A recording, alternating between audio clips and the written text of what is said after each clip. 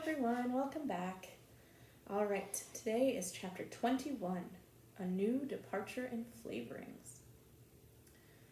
Dear me, there is nothing but meetings and partings in this world, as Mrs. Lynde says, remarked Anne plaintively, putting her slate and books down on the kitchen table on the last day of June and wiping her red eyes with a very damp handkerchief.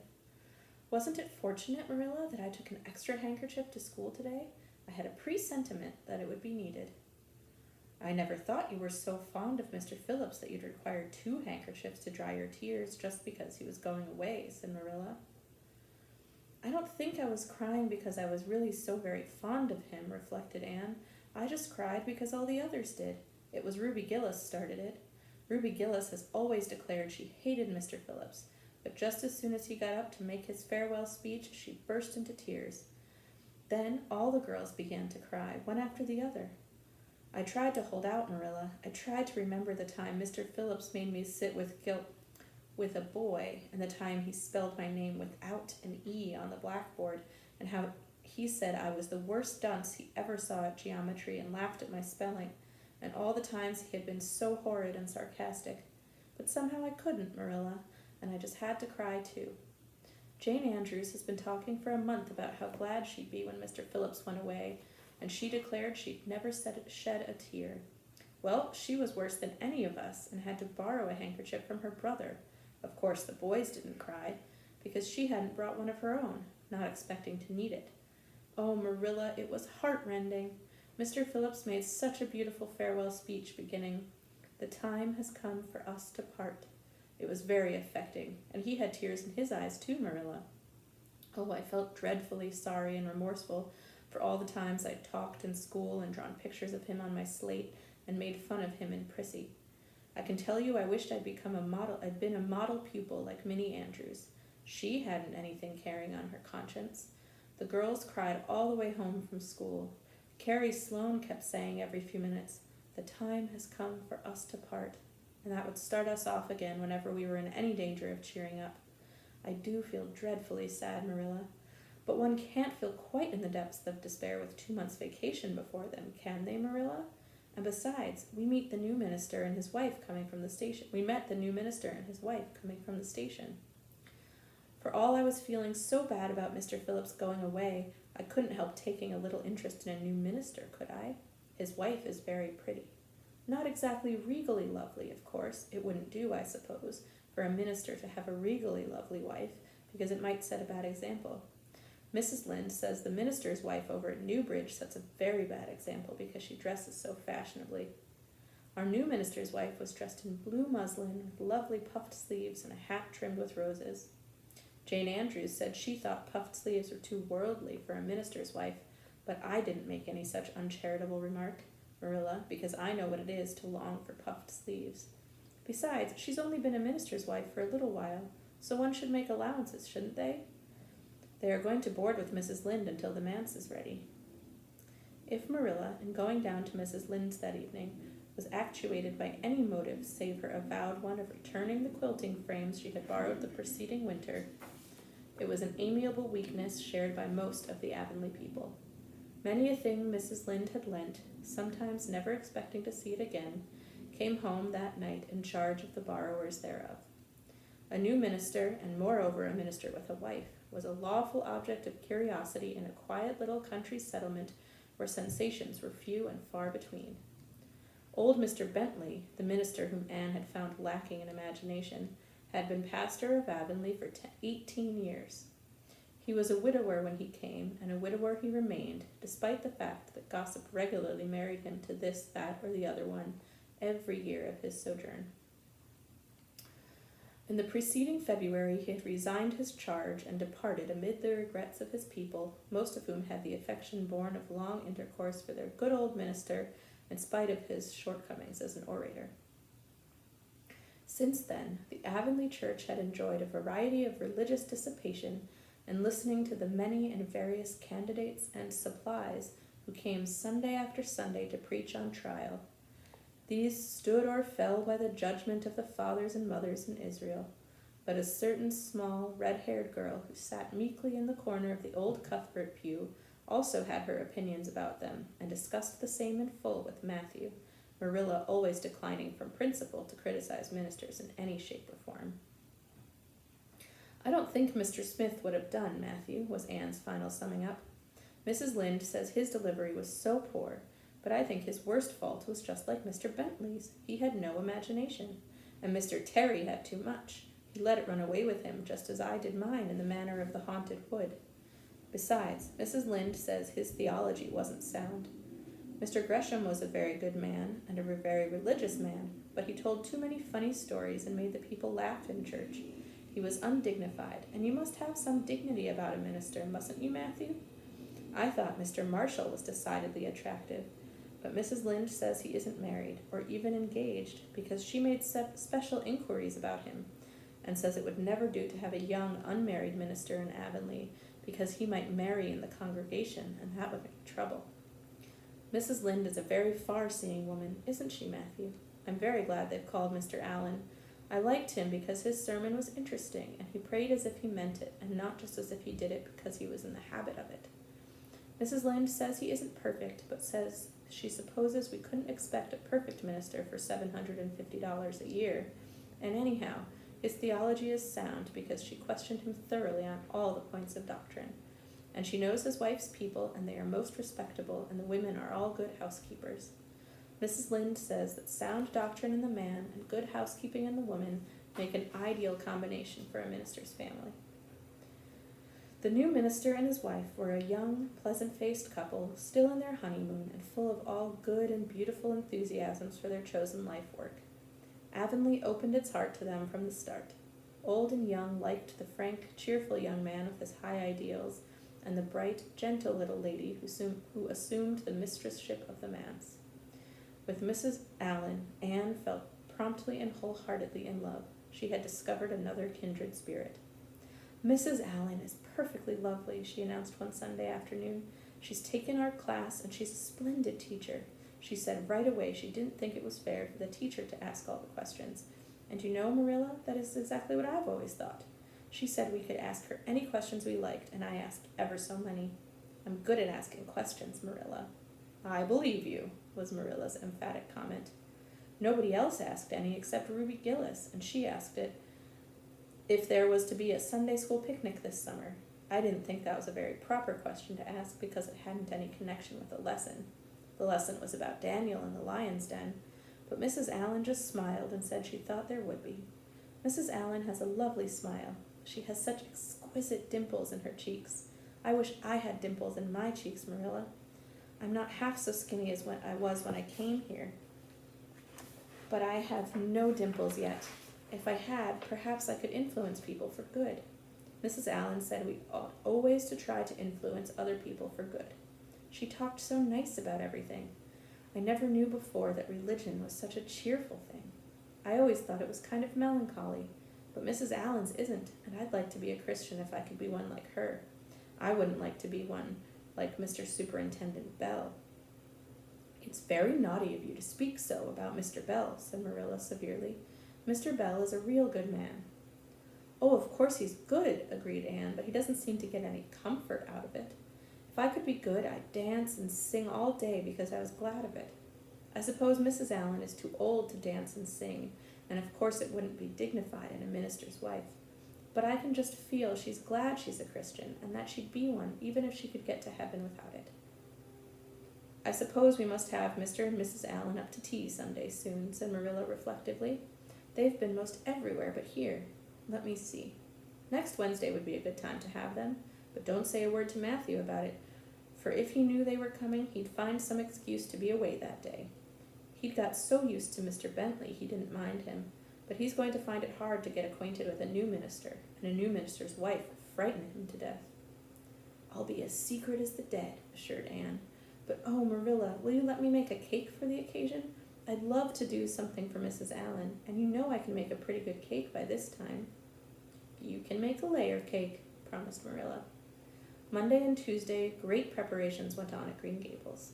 Having the minister and his wife to tea was a serious and important undertaking, and Marilla was determined not to be eclipsed by any of the Avonlea housekeepers.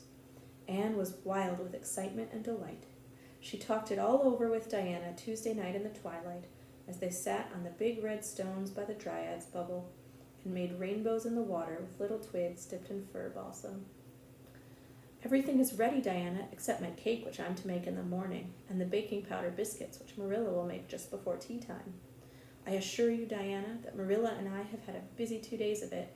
It's such a responsibility having a minister's family to tea. I never went through such an experience before. You should just see our pantry. It's a sight to behold. We're going to have jellied chicken and cold tongue.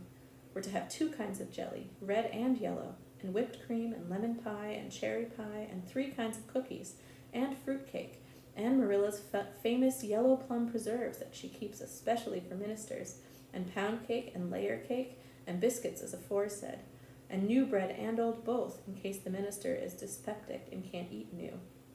Mrs. Lynde says ministers are dyspeptic, but I don't think Mr. Allen has been a minister long enough for it to have had a bad effect on him. I just grow cold when I think of my layer cake. Oh, Diana, what if it shouldn't be good? I dreamed last night that I was chased all around by a fearful goblin with a big layer cake for a head. It'll be good, all right, assured Diana, who was a very comfortable sort of friend. I'm sure that the piece of the one you made that we had for lunch in Idlewild 2 weeks ago was perfectly elegant. Yes, but cakes have such a terrible habit of turning out bad just when you especially want them to be good, sighed Anne, setting a particularly well-balsamed twig afloat. However, I suppose I shall just have to trust to Providence and be careful to put in the flour. Oh, look, Diana, what a lovely rainbow. Do you suppose the Dryad will come out after we go away and take it for a scarf? You know there is no such thing as a Dryad, said Diana. Diana's mother had found out about the haunted wood and had been decidedly angry over it. As a result, Diana had abstained from any further imitative flights of imagination and did not think it prudent to cultivate a spirit of belief even in harmless Dryads. But it's so easy to imagine there is, said Anne. Every night before I go to bed, I look out of my window and wonder if the Dryad is really sitting here, combing her locks with the spring for a mirror. Sometimes I look for her footprints in the dew in the morning. Oh, Diana, don't give up your faith in the Dryad. Wednesday morning came. Anne got up at sunrise because she was too excited to sleep. She had caught a severe cold in the head by reason of her dabbling in the spring on the preceding evening, but nothing short of absolute pneumonia could have quenched her interest in culinary matters that morning. After breakfast, she proceeded to make her cake. When she finally shut the oven door upon it, she drew a long breath. I'm sure I haven't forgotten anything this time, Marilla, but do you think it will rise? Just suppose perhaps the baking powder isn't good. I used it out of the new can. Mrs. Lynde says you can never be sure of getting good baking powder nowadays when everything is so adulterated. Mrs. Lynde says the government ought to take the matter up, but she says we'll never see the day when a Tory government will do it. Marilla, what if the cake doesn't rise? We'll have plenty without it, was Marilla's unimpassioned way of looking at the subject. The cake did rise, however, and came out of the oven as light and feathery as golden foam. Anne, flushed with delight, clapped it together with layers of ruby jelly, and in imagination saw Mrs. Allen eating it and possibly asking for another piece. You'll be using the best tea set, of course, Marilla, she said. Can I fix up the table with ferns and wild roses? I think that's all nonsense, sniffed Marilla. In my opinion, it's the eatables that matter, and not flummery decorations. Mrs. Barry had her table decorated, said Anne, who was not entirely guiltless of the wisdom of the serpent, and the minister paid her an elegant compliment. He said it was a feast for the eye as well as the palate. Well, do as you like, said Marilla, who was quite determined not to be surpassed by Mrs. Barry or anybody else. Only mind you leave enough room for the dishes and the food. Anne laid herself out to decorate in a manner and after a fashion that should leave Mrs. Barry's nowhere. Having abundance of roses and ferns and a very artistic taste of her own, she made that tea table such a thing of beauty that when the minister and his wife sat down to it, they exclaimed in chorus over its loveliness. It's Anne's doings, said Marilla, grimly just, and Anne felt that Mrs. Allen's approving smile was almost too much happiness for this world. Matthew was there, having been inveigled into the party only goodness, and Anne knew how. He had been in such a state of shyness and nervousness that Marilla had given him up in despair, but Anne took him in hand so successfully he now sat at the table in his best clothes and white collar and talked to the minister not uninterestingly. He never said a word to Mrs. Allen, but that perhaps was not to be expected. All went merry as a marriage bell until Anne's layer cake was passed. Mrs. Allen, having already been helped to a bewildering variety, declined it. But Marilla, seeing the disappointment on Anne's face, said smiling, "Oh, you must take a piece of this, Mrs. Allen. Anne made it on purpose for you." "In that case, I must sample it," laughed Mrs. Allen, helping herself to a plump triangle, as did also the minister and Marilla. Mrs. Allen took a mouthful of hers, and a most peculiar expression crossed her face. Not a word did she say, however, but steadily ate away at it. Marilla saw the expression and hastened to taste the cake. "Anne Shirley," she exclaimed, "what on earth did you put into the cake?" "Nothing but what the recipe said, Marilla," cried Anne with a look of anguish. "Oh, isn't it all right?" "All right. It's simply horrible. Mrs. Allen, don't try to eat it. Anne, taste it yourself. What flavoring did you use?" "Vanilla," said Anne, her face scarlet with mortification after tasting the cake. "Only vanilla. Oh, Marilla, it must have been the baking powder. I had my suspicions of that baking powder fiddlesticks. Go and bring me the bottle of vanilla you used."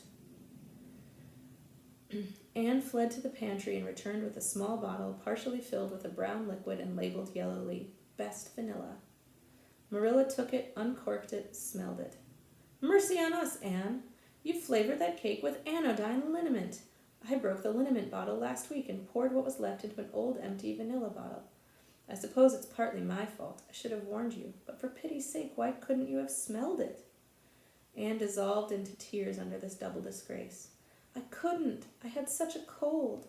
And with this she fairly fled to the gable chamber, where she cast herself on the bed and wept as one who refuses to be comforted. Presently a light step sounded on the stairs, and somebody entered the room.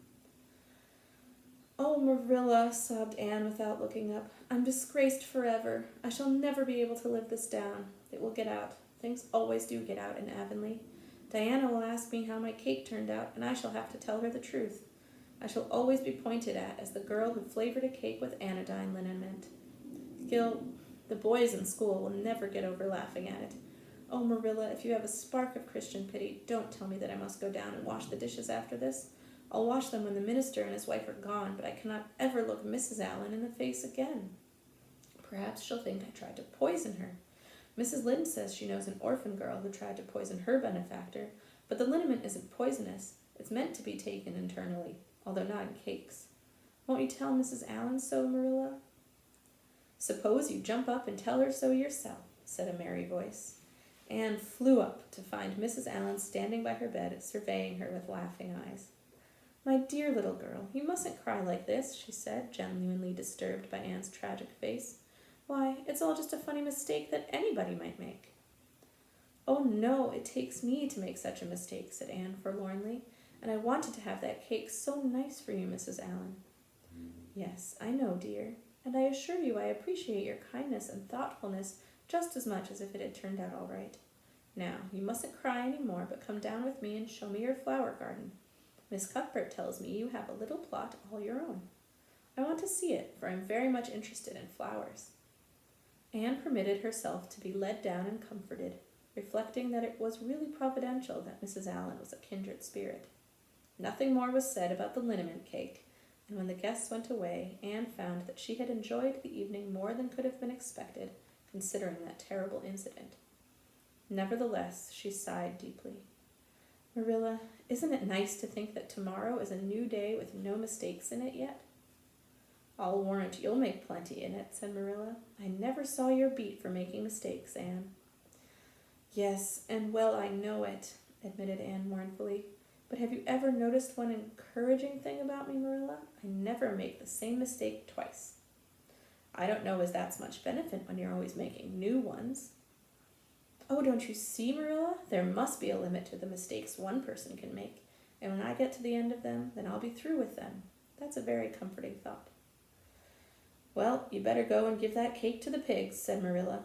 "It isn't fit for any human to eat."